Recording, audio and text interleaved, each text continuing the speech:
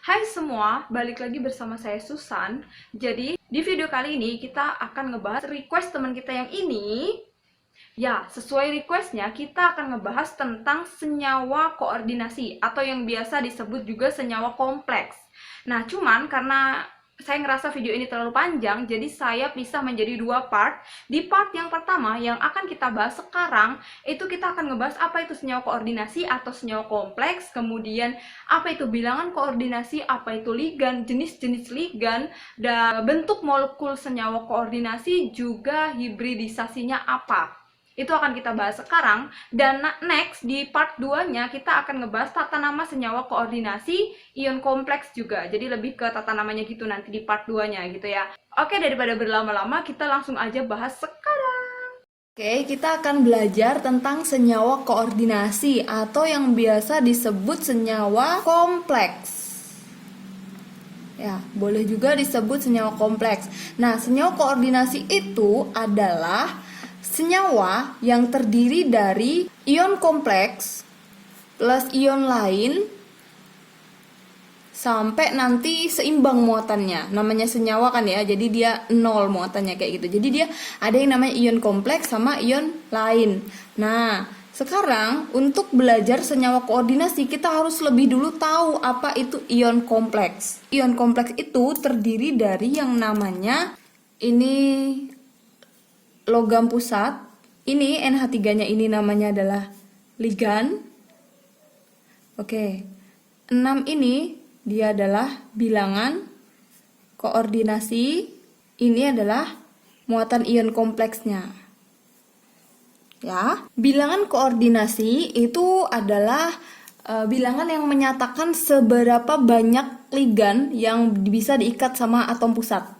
Banyak ligannya yang diikat atom pusat.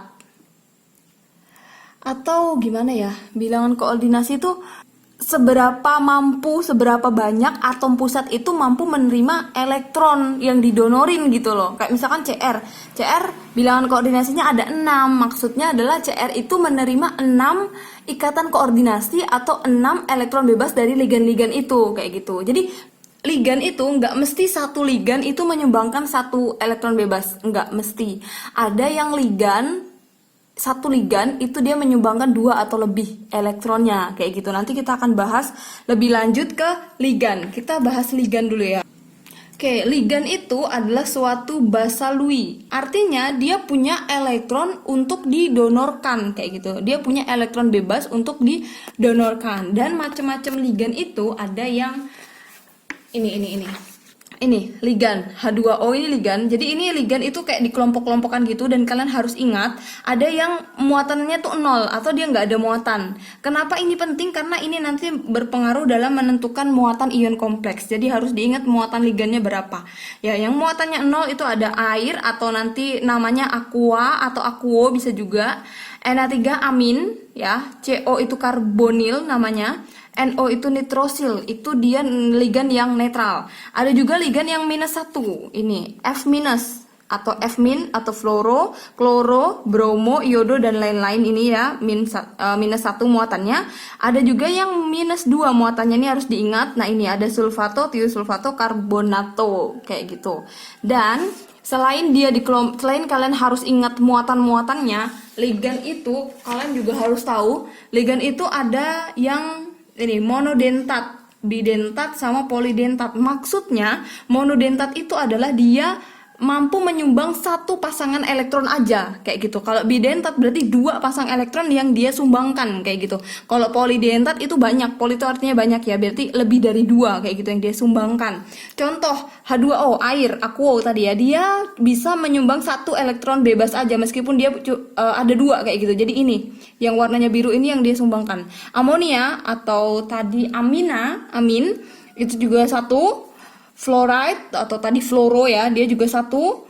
Kloro 1, kayak gitu. Sianin ini juga 1. Kemudian tiosianato tadi, SCN tadi, dia juga satu. Jadi kalau nggak yang ini, ya yang ini yang dia sumbangin kayak gitu loh. Ya ini gitu, punya N atau punya S. Kalau misalkan dia udah sumbangin punya N, berarti yang S-nya nggak bisa kayak gitu, nggak bisa disumbangkan kayak gitu. Sama ini juga nitrit ion, dia juga punya O atau punya N. Jadi intinya satu aja yang dia bisa sumbangkan di situ, atau yang dia bisa gunakan untuk berikatan koordinasi. Kemudian ada yang bidentat nih, ada etilendiamin atau N. Nah, jadi dia bisa menyumbangkan dua sekaligus dalam satu ligan kayak gitu.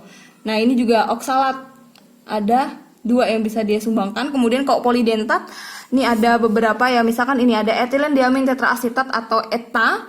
Dia bisa punya 6 yang dia sumbangkan dalam satu molekul ETA. 1, 2, 3, 4, 5, 6. Jadi gitu. Ada ligan yang cuma bisa nyumbang 1, 2, dan banyak kayak gitu. Tergantung ligannya. Kemudian yang perlu kalian ingat juga, ligan itu ada yang namanya ligan kuat, ada yang ligan lemah. Kenapa ini penting? Ini nanti penting untuk menentukan, contohnya seperti menentukan bentuk molekul senyawa kompleksnya atau senyawa koordinasinya kayak gitu. Jadi ligan kuat itu dia mampu mendorong elektron yang tidak berpasangan menjadi berpasangan di orbital D. Kalau ligan lemah, karena dia lemah, dia nggak bisa dorong yang tidak berpasangan tadi menjadi berpasangan. Ingat ya, diingat-ingat dulu, nanti saya kasih contoh. Nah, ligan kuat itu biasanya itu yang donorin PEB-nya itu karbon, nitrogen, atau fosfor. Contohnya, pokoknya ada karbon, nitrogen, sama fosfornya. Atau yang elektron bebasnya itu berasal dari karbon, nitrogen, atau fosfor. Contohnya cyano, Cn-, NH3CO, ini contohnya ya. Kemudian kalau ligan lemah itu pendonornya dari halogen, oksigen, sama sulfur. Makanya nih halogen ini masuk lemah. H2O ini kan elektronnya dari O yang bisa didonorin itu. Nah, karena O berarti dia lemah, ini juga dari O-nya. Ini dari S. Kemudian oksalat ini yang ngedonorin adalah si O-nya. Ada 2 O-nya kan yang ngedonorin nanti. Nah, ini termasuk ligan lemah, dia nggak mampu mendorong elektron yang tidak berpasangan menjadi berpasangan kayak gitu ya. Nah, sebenarnya itu untuk apa? Untuk ini contohnya. Sekarang kita akan berbicara contoh. Oke, kita coba contohnya ya. Contoh untuk menentukan bentuk molekul sama hibridisasinya apa di senyawa koordinasi itu. Oke, berarti karena ini ion, di sini ion aja ya. Ion kompleks. Ya, oke. Pertama-tama kita harus atom pusatnya, logam pusatnya kita harus konfigurasiin. Nomor atom Cr itu 24. Jadi kita konfigurasiin ya.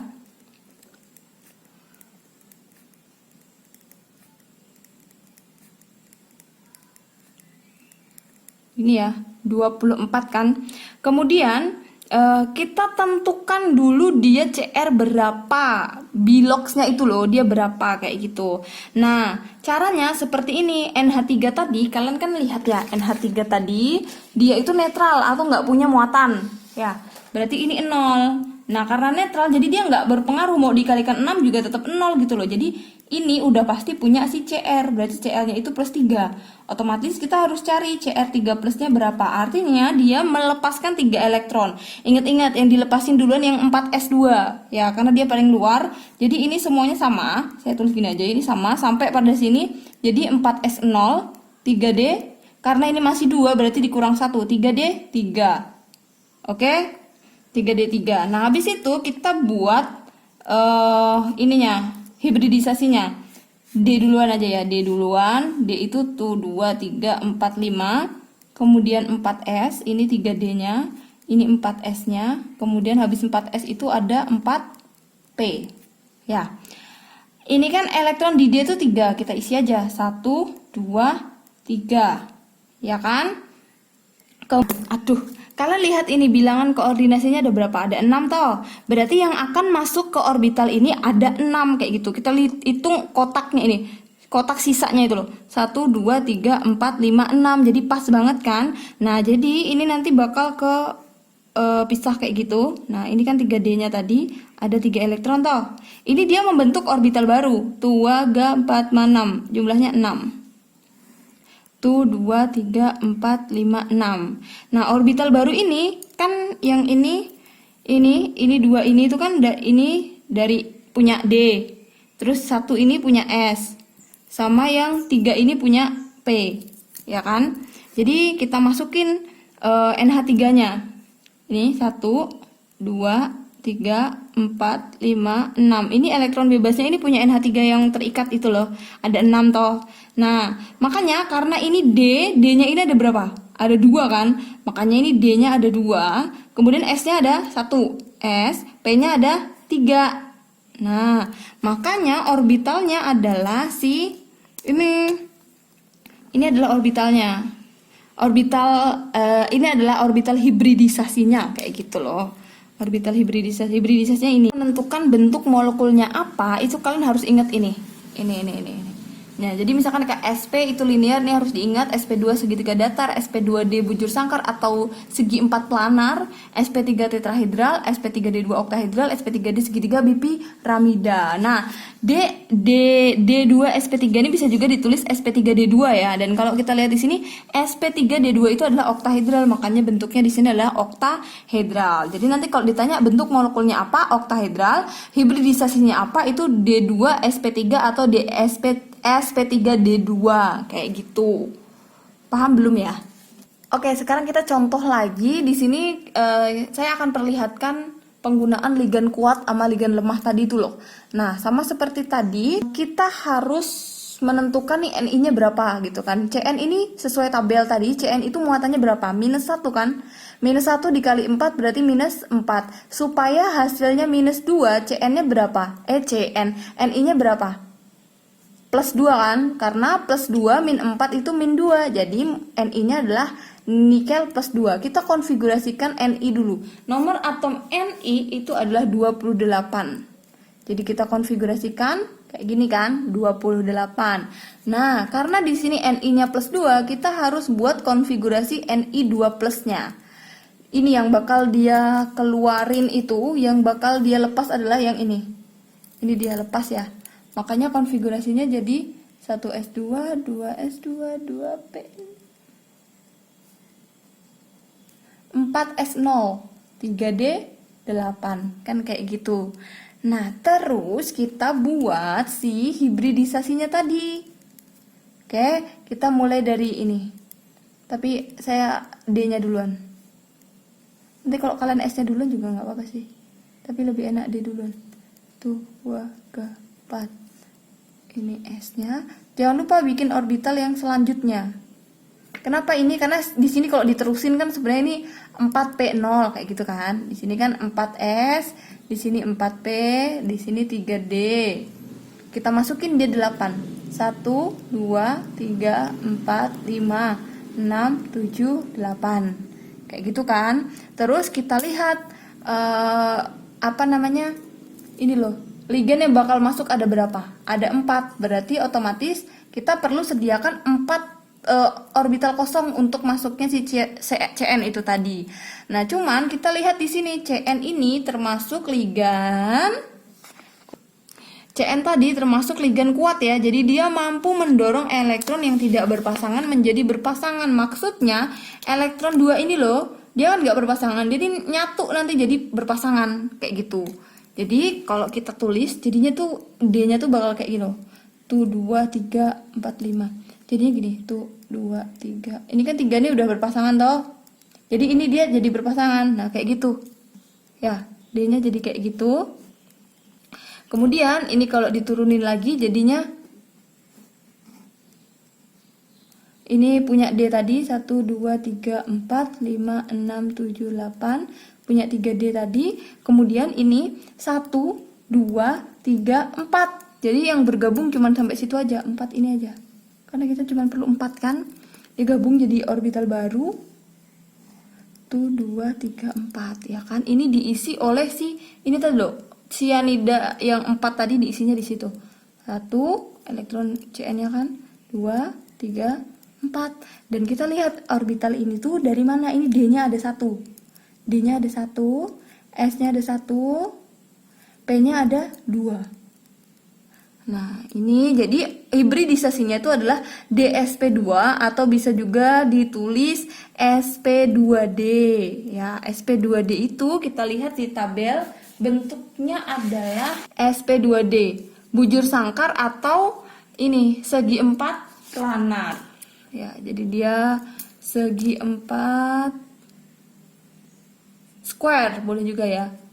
Planar atau bujur sangkar, bentuknya kayak gitu. Sekarang beda halnya kalau COF6. Oke, kita akan coba si COF6 3 min. Ya, F itu kan min 1 kali 6 berarti min 6. Min 6 supaya hasilnya min 3 berarti di sini harus plus 3. Ya kan? Jadi CO-nya adalah CO plus 3. Kita konfigurasiin dulu si CO. CO itu 27. Berarti konfigurasinya adalah gini kan?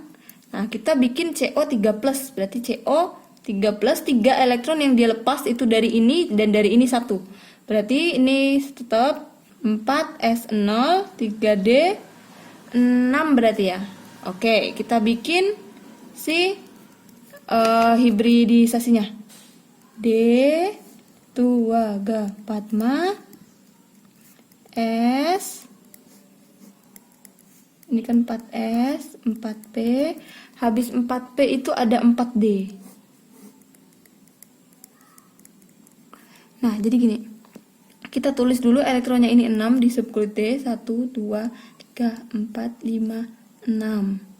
Oke, ini kosong, semuanya itu kosong. Nah, lihat F itu ligan kuat atau ligan lemah. Kalau ini tadi kan yang nggak berpasangan ini jadi satu kayak gini kan. Ini jadi berpasangan sama ini jadi berpasangan sama ini. Itu karena Cn itu ligan kuat, makanya dia mampu. Kalau kalian lihat F atau halogen atau F itu ligan lemah, jadi dia nggak bisa ngebuat ini menjadi berpasangan gitu. Jadi dia tetap aja kayak gitu. Ya, tetap aja kayak gitu. Sebenarnya kan ini tadi nggak ada toh, sebenarnya nggak ada. Jadi karena ini bilangan koordinasinya 6, jadi yang bakal masuk ligannya tuh ada 6 dan ini dia 1, 2, 3, 4 kurang kan. Jadi dia ambil orbital kosong yang setelahnya 4D untuk melengkapinya itu. Jadi ini tetap paham ya? Kenapa tetap? Karena dia ligannya lemah gitu loh, nggak bisa. Makanya ini yang diperlukan 6 ya. 1, 2, 3, 4, 5, 6 sampai situ aja. 6 ya. Masuklah si F-nya ini sebanyak 6 ke sini. 1, 2, 3, 4, 5, 6. Oke. Dan kalian lihat ini yang dipakai itu apa aja? S kan? Berarti S. P-nya ada 3 toh. P3 sama D-nya ada 2. Nah, berarti hibridisasinya itu adalah sp3d2. Atau kalau kalian lihat di tabelnya tadi, sp3d2 adalah apa ini? sp3d2 itu oktahedral. Nah, kenapa saya beri contoh ini adalah supaya maksudnya di sini ini tuh ligannya kuat, jadi ini nggak berpasangan tuh didorong jadi berpasangan. Kalau ini ligannya lemah, jadi nggak bisa ngedorong yang nggak berpasangan ini jadi berpasangan, jadi dia tetap aja kayak gitu loh. Semoga kalian paham ya. Next, kalau kalian paham yang ini atau kalau misalkan kalian nggak paham, kalian boleh tanyain di komentar, terserah gitu. Atau misalkan saya ada salah, kalian boleh perbaiki di komentar kayak gitu. Oke, jadi seperti itu pelajaran kimia kita hari ini. Kalian yang masih bingung atau masih ada pertanyaan, kalian boleh tanyakan di komentar di bawah ya. Kalian boleh komen.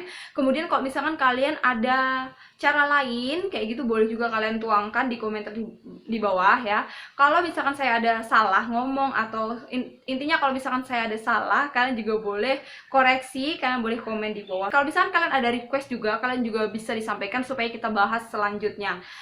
Oke, semoga kalian suka video ini. Terima kasih sudah menonton. Dadah!